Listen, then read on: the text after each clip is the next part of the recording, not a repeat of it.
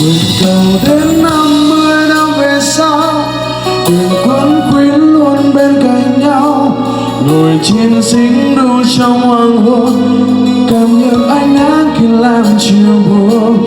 Gió lá đài nhẹ nhàng lướt qua trong rồi dòng lá đang về xa, hạt huyền những ngày thơ khi xưa thuở ta mới có nhau đón đưa.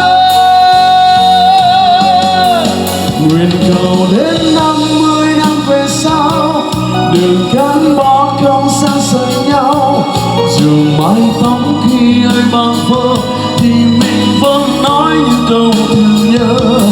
Tay đang vào bàn tay của nhau trong yên